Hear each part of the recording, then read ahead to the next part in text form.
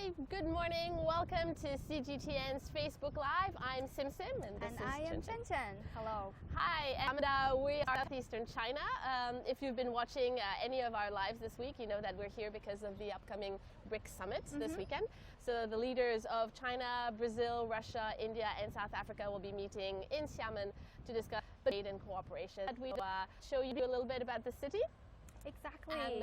And before we get to that, maybe just very quickly, we are coming to you live on the app, on Facebook, on YouTube, and but do also follow us on sharing Twitter and questions with us. So since BRICS is about trade and cooperation, we thought we'd talk a little bit about overseas Chinese, and especially since we're here in Xiamen, which is the port that a lot of Chinese left from to talk about overseas Chinese, that's at the Overseas Chinese Museum. So this is where we are. This is where we are in a very, very pretty weather today. We're lucky, and if you see the building behind me, it is the museum, very famous overseas Chinese person, and he founded this museum. That was back then in the 1950s.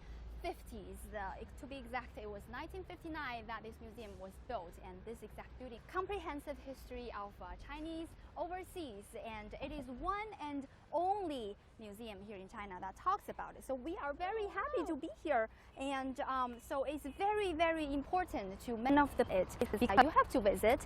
It's one of the places in Fujian province that you have to see to learn the history, to get to know the place better, and especially that the BRICS Summit is happening in. Absolutely. So it's on what? It starts on Sunday.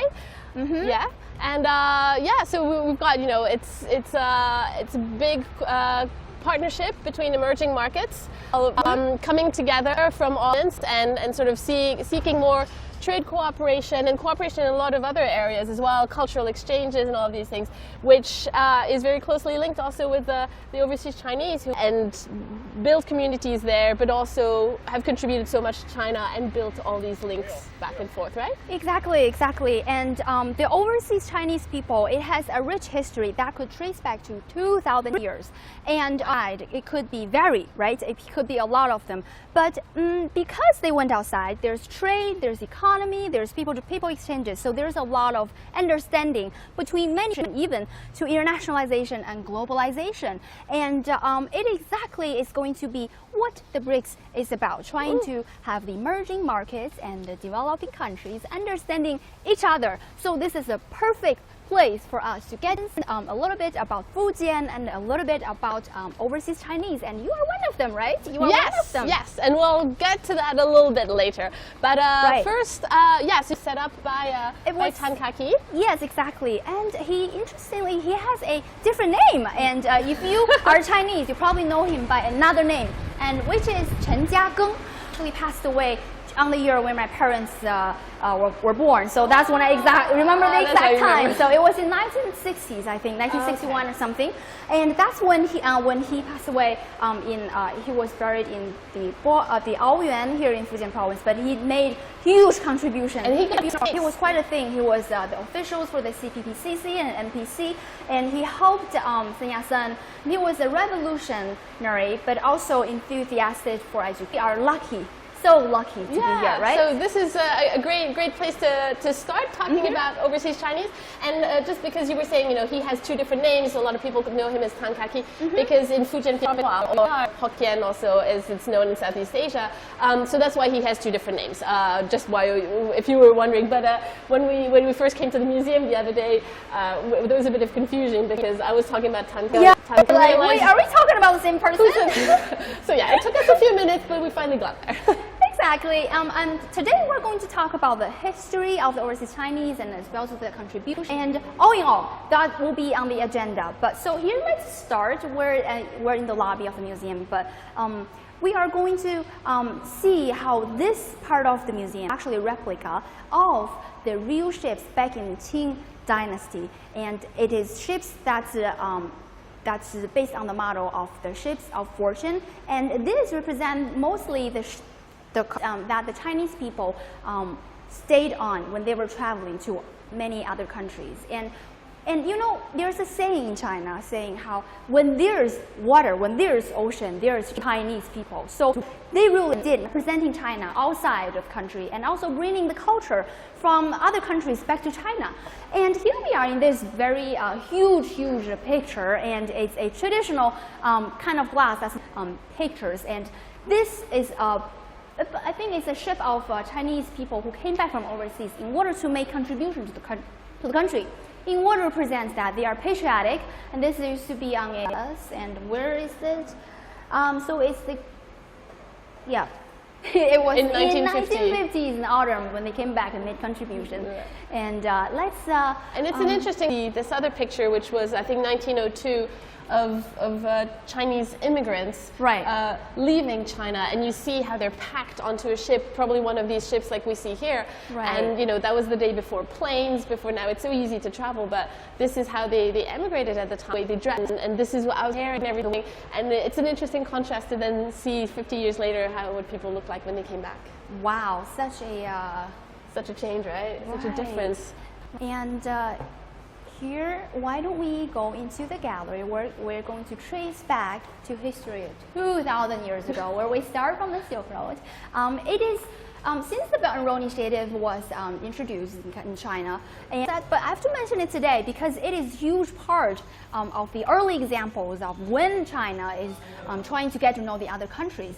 So about how Zhang Xian, an official, back in 2,000 years ago, when he started his trip all the way from Xinjiang and then all the way to Central Asia and Western Asia, and all the way he connected countries in the Mediterranean Sea.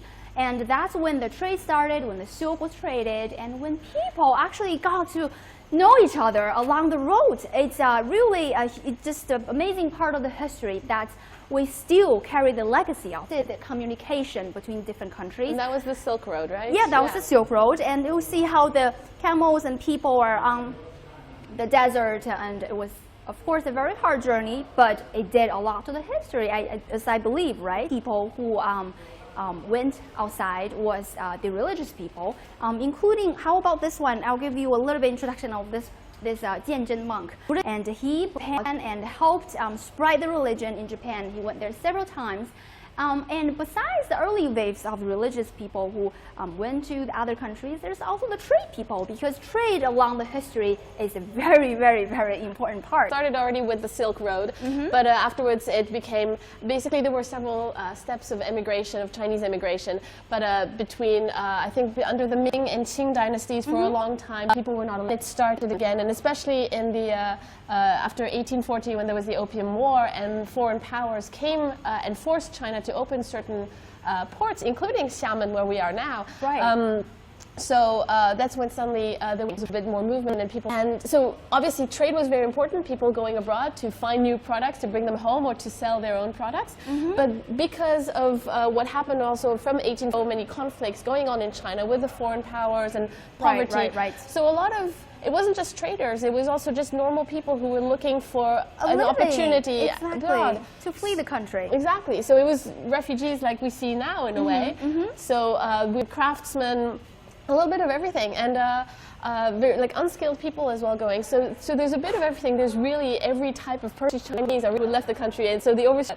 Every part of the society, right? Right. And that just made me very excited. Why? Because where we are is Fujian province, and in the 19th century, about 40s and 50s, it is the biggest city where actually people went overseas, and it's the biggest port in the whole China. I have to mention that we're here to cover the bricks. Absolutely. Exactly. And so after the Opium War, it was let's march a little bit into the gallery.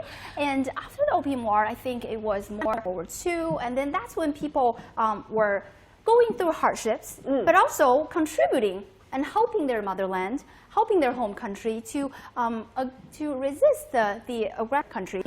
So Dachi, Dachi, why don't you follow us a little bit? We've got a great map here. Yeah. That we want to show you. I mean, just we've just been talking a little bit about the Chinese immigration, but to illustrate it. This is a big picture because we want to talk about, of course, you talk about so much about overseas, but where are they? Where are they located? So this is, I think, a map actually based on 2000-2004 statistics, the number could be a little bit lower than now, right now. But you see where they are. You see how in South over there, and then there's Russia. But we see still in these days, I think the #1 destination for Southeast Asia, where the overseas Chinese are, is Southeast Asia. And then it's the North America. We see how there's America and they're there. But we also see some people allocated in Europe over here.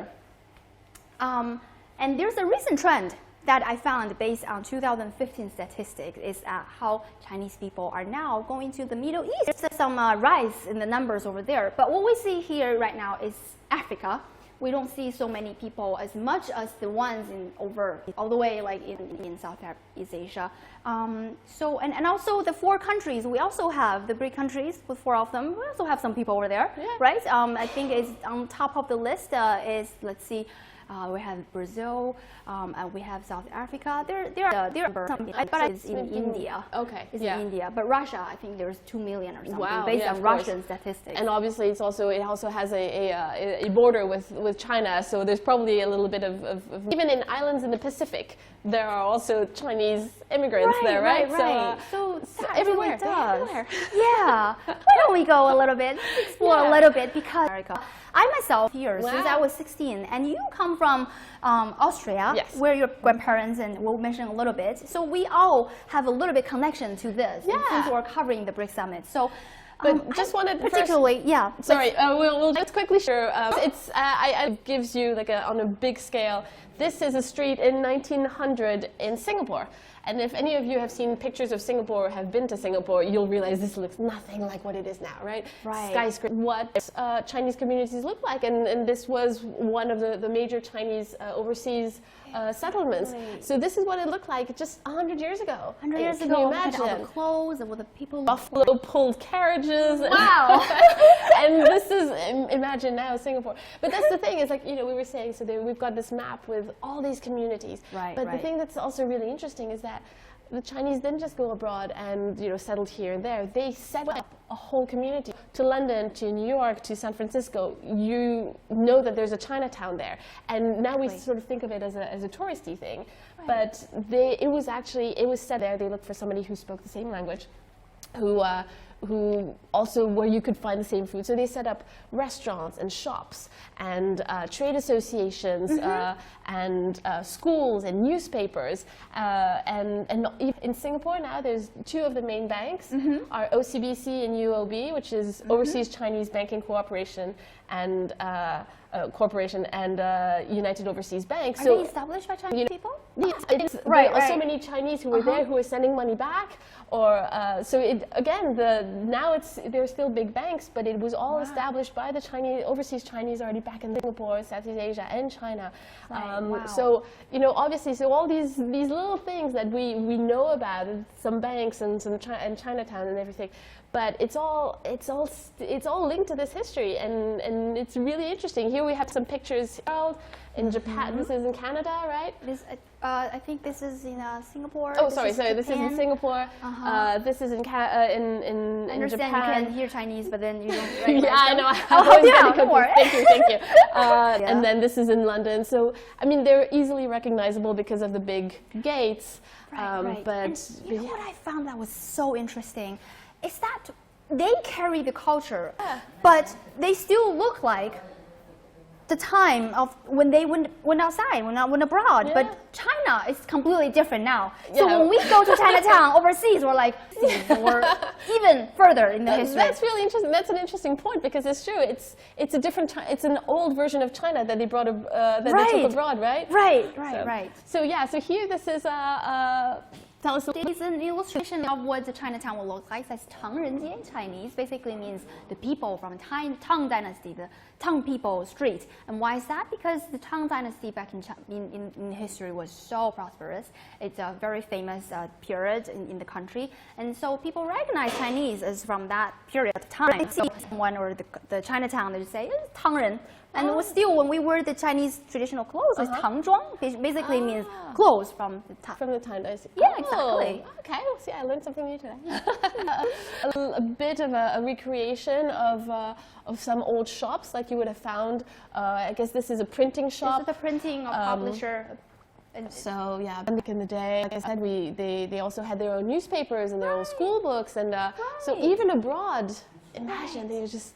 Right. I think these are for printing the words, right? Right. And that's, I don't know if that's the exact height he has, and this is a technology of print. Do you want to love this? He carries that with him, and look at how the hairstyle and everything. Exactly. It's amazing to face the history after all these years. Yeah. So to know it. And they didn't just go abroad and sort of and had their own little farm and stuff. They really, they had this whole community that and that means, you need an audience you need some readers for the newspapers, right? You're not going to do it just for a few people. So obviously there was really a whole community, and I find that fascinating. And this is classroom, right? They started classrooms, and then that's all. That's also one of the things that Kah Kee did. That he started so many schools that he said education comes.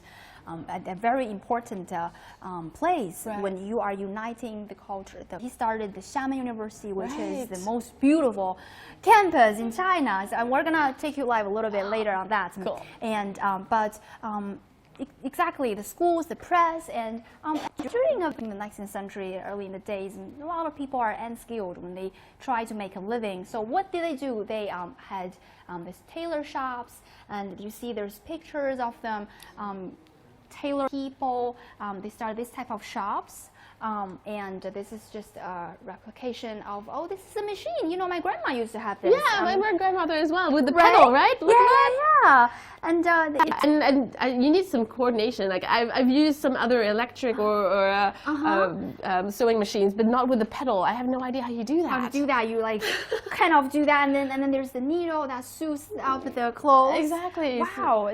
It's just so they brought everything. And another thing, like you're saying, a lot of them were unskilled labor. So a lot of them did the laundry shops. It's kind of, if you've seen any movies from the Gold Rush or Westerns, if there's a Chinese, right, not just Chinese, but also, when I went to the States, there's also the people from other part of Asian countries.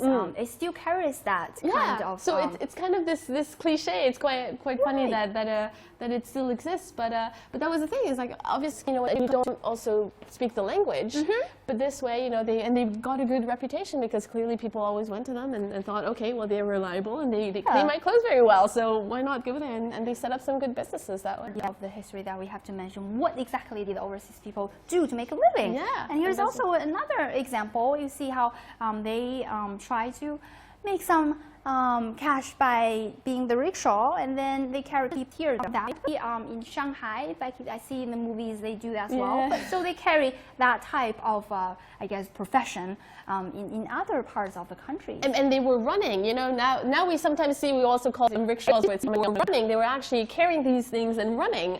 I mean, just imagine. Look at how hard they worked in order to make goods for their family and just make a healthy and good life. Yeah, and they didn't just remain laborers or farmers. They actually did, in the end, gain experience, set up businesses, and became a bit more prosperous. And here you've got an example of how much they then... Just examples of the people who are actually intellectual. They have their professions. For example, they become lawyers, they become politicians, and then we see some people, Chinese people, they succeed in the Silicon Valley, become financial analysts, all other examples. There's Chinese people having, I don't know, this looks like a store. It has foreign country employees and many other examples. And then when we go upstairs, we will that they not only were the very, very unskilled ones, but also the ones who make revolutions, who were entrepreneurs, who made a country's economy very impressive history. And that has a lot of things to do with Fujian province, where we are right now. So let's head up, and while we're on the way, just a quick reminder, telling people about... Now, CGTN followers, you are watching this live, and we are here in this museum, and we are here to cover the British summit. But before that happens, we are now in the museum, and you can watch the live. I think it goes out to Twitter, to Facebook, to the app, and to where YouTube, many we're all over social media. So please do follow us and give us your comments and your questions. And now we've reached the first floor of the museum. The first floor, and now we're second floor. Second. And yeah, so as Jinjin was just saying, so we're just giving you an introduction about the Overseas Chinese and the huge contributions they made back here in China. And because you know it's a huge population worldwide.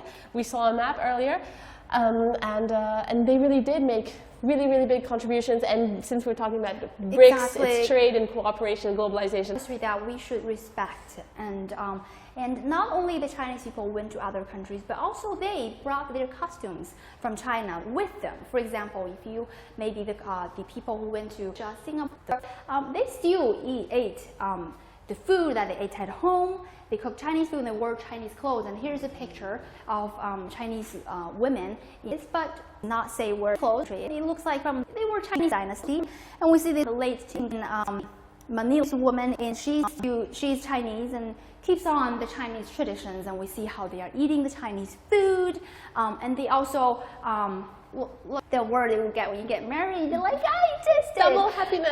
Double happiness. But yes, you know, when they get married in other countries, they still have that costume, the dress, the words, and then the ritual, everything with them. Odd, right? You want to keep a little bit with you and not abandon everything. And actually, it's even probably more important when you go abroad to keep that a little bit of your own country. Yeah. I mean, you said yourself when you studied abroad for a long time. I'm sure you also every once in a while you had a very Chinese. You just have to do it in the Chinese way. For example, you sometimes you burn the incense. I mean, a lot of other people do, but you want to do it the Chinese way. You want to drink Chinese tea. You just everything. Part of home in a way. It just reminds me of home, and it's part of customs. I think it's very natural, but it's nice to see, and this is another example, I think. Yes, and followers, if you don't know what a Chinese couple is, here's a picture, right? And you see closely, this is a wedding bed that I think Chinese woman donated. I think her name is Yang Shufeng. And she, I think, was in the Philippines, and they did this very beautiful and delicate wedding bed so that people can remember what the history looks like. And I think she also, apart from what I learned, she wants people to remember what was I going to say? I'm trying to, maybe we should go a little bit further. I think she misses her parents and her country so much. She just really had to make people to get to know her further. Imagine this was just one piece of furniture. How do you move that? Yeah, I wonder if it's built from one piece of wood and what type of wood. Yeah. But look at the shoes, and then there's a little. I think it's for peeing during the night when there's no bathroom in the room. Right, back in the day. Yeah, back in the day, and the bed and the mirror, and the two people are shy, and the clothes they're wearing. It's really get to know. It's even refreshing for me. It gives a great just a picture of what it was like back in the day. Right. And yeah, I mean, you mentioned that earlier. One of the reasons why I'm so happy to be visiting this museum and just to be even here in Xiamen is my grandparents actually came from Fujian province. Right. That must have been wow. It's really cool because I always heard about that, but I didn't really know them that well. So these are my mom's parents, and they left to go to Malaysia. And they probably left from Xiamen port, actually, because that's where most people left. Exactly. So my grandfather left. He was a teenager. He went to Malaysia and he just did a lot of small. This guy, I'm not sure exactly all the jobs he did, but you know, there were so many small jobs. People went there, and like I said, my grandfather was a teenager when he went there. So you know, he just picked up a few jobs and then afterwards made a bit of a mailing service. So he had schooling, so he could read and write. But a lot of the laborers who went there were illiterate. So your grandpa was a startup founder. Yes, startup person before his time. But yeah, so he had this mailing service, which was basically he would write letters for a lot of the laborers who wanted to write home but couldn't read or write. So he would do that for them, read them the letters that came from home. To them, and afterwards he also invested a little bit in in rubber. He's palm oil example of any overseas Chinese who went to Malaysia, and I find that's why I find it so fascinating, because I've always known the overseas Chinese story, but from the other side, because I still have family in Malaysia and I lived in Singapore for a while, so I knew about that, sort of see the other side from where they came from. Right. So yeah, so for me this is really exciting. Right, so in some sense you are tracing back to your roots, yeah, but also you have the experience in Singapore, Malaysia, and also your right, and you speak so many languages. It's wonderful. But really, yeah, it's awesome, and but that's also where you realize that, you know, we all move around, and each country and like understand day and age. So now you serve as an ambassador of culture to 4 countries already, right? You have experience. I don't know if I'm an ambassador, but I do feel like I've got like too many homes. Because I know you're also studying America, and then your traits, your heritage from Asia. Wow! So you are a perfect understanding of global citizen, and you help people to understand each other. Yeah, right? And there's so many people like this who just all this day and age. It's a thing, because, you know, wherever you go, you realize that everybody sort of understands each other. We're all pretty much the same. So you know, the national boundaries don't really mean anything anymore. Right. So I think that's because personally, I don't think when you don't understand someone, there can be conflict, there can be wars. To exaggerate. Absolutely. So understanding is really the key of communication to a lot of things, to what we are today, right? Absolutely. Yeah. And so yeah, I just mentioned that my grandfather also invested a little bit in who did a lot more. Yes, a lot more. And as you probably already know, rubber from the Amazon in Brazil was where the rubber is originated, but and happily accepted by the Asians that easily, because when first the British man, I think his name is Henry Ridley, he brought the seeds from Brazil to Malaysia. What is this? What is rubber, and why are we planting this? But it was the Chinese, there's 2 of them. They found how acceptable it could make the rubber to be, because they made the seeds and the material to recognize, oh, you could make this into cosmetics, you could make it into shoes, many other things. And it was Kah Kee, Chen Jiageng, who founded this museum that made more and more people in Malaysia, Singapore, more and more accepted. And eventually, I think the economy, local economy, depended on his company.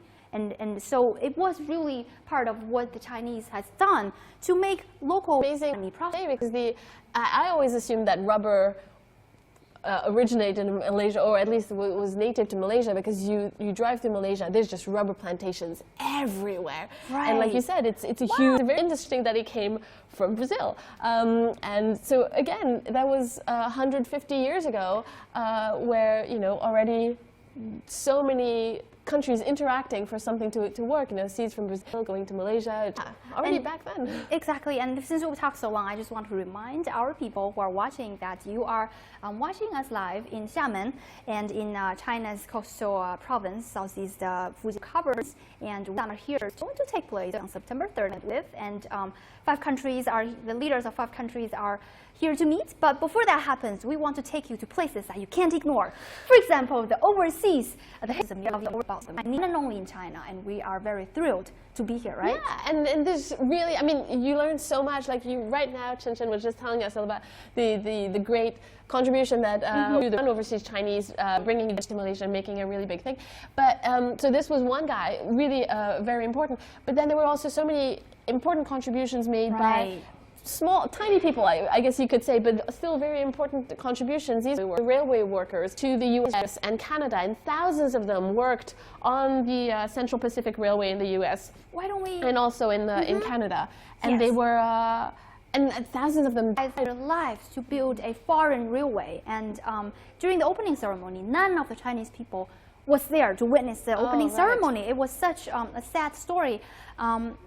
But luckily later on, I think the state of Nevada in the U.S. you can see the show us. Yes, by the way, our great camera guy who's been doing great work this whole time. Right. So like here, for example, we've got a plaque that finally recognizing all the contributions. Contributed their lives for sacrifice. Absolutely, and it's, you know, it's amazing. Again, it's so many small people, anonymous people that we don't remember. Right. But who made huge contributions to a major infrastructure. And yeah, it's just one example of contributions, but not just. And that's the other interesting thing is that Chinese obviously brought their contributions abroad, very still attached to the homeland, to China, and contributed so much. So they would, during World War II, they would send relief funds, set up relief funds. China's resistance against Japanese aggression. That, and also to help people who were poor and who had nothing left. Right. And another thing here, we've got in the background an image of Sun Yat-sen, who basically helped overthrow the Qing dynasty, right? Exactly. And tried to like set up more modern China. And so many Chinese sent money back to contribute to his efforts. And I know my grandfather actually Your grandfather did? Yeah, wow. he did. My mom always said, generous like, man. when my mom was a kid, she always said like there was a big in the living room in her family's home. Really? So yeah. Wow. So that was in Malaysia, and it's interesting that even though a lot of these Chinese were overseas for such a long time, but still what was happening at home was still so important to them, and they still really paid attention and still contributed. And I think that's really quite fascinating. It is quite fascinating, and that reflects the Chen Jiageng spirit, where the Xiamen people. What it talks about is honesty. You have to be honest, and then also persistence. Be persistent of what you dream about. So, and he was many things, enthusiastic on education, building people from the overseas to contribute to the homeland. And also he was very, as we mentioned about the rubber industry, he was a very successful entrepreneur. So, it really is someone that we should pay respect to. So not only to relief funds, but set up the university here, set up so many schools, and paid attention to education also abroad. Right. And like you were saying, when he came back, like he stayed funeral because he was that respected, and really his contributions are so valued. Yes, and since we're right now is the home of all overseas Chinese and ethnic Chinese, they come. I understand that the youngest son of Kah Kee comes here every single year.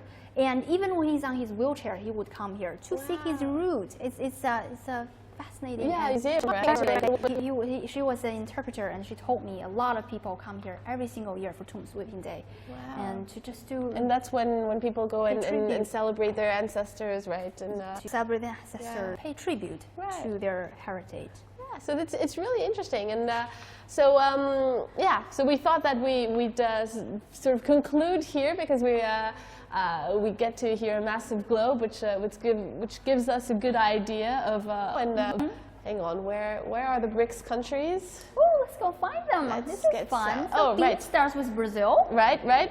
B, Brazil, right we here. Find Brazil over here. And then Russia.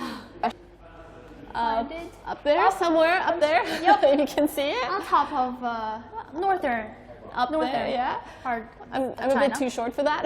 Right here. Easy right here. And then C, China, obviously. China. We have and also then South Africa, right here. Yes. So yeah, it's here's China. Yeah, China right here. Right here. And yeah, so it's, I mean, like you said, we were earlier, and Chinese overseas everywhere, and still celebrating their festivals, right? Still celebrate the festivals. Just every Chinese New Year, we also did so many stories on that earlier earlier this year. Second Sweeping Day. There's festivals. You see lion dances in South Africa and Cuba and wherever. Right. So it's really there's Chinese overseas everywhere, and it really brings, I think it brings the globe a little bit closer together. I think the people who are overseas, because they make other people understand them, so it brings us together. It brings the global village. Oh, it's such a cheesy thing to say, but everybody closer to understand each other. It's not just trade, because BRICS is the main thing is about trade, but it's also just like you said, it's understanding, it's getting to know other people, and interacting in so many things. And one thing that I love what you said the other day is also an exchange, the wisdom from different countries together. Right. And learning from each other, and tackling so many issues today.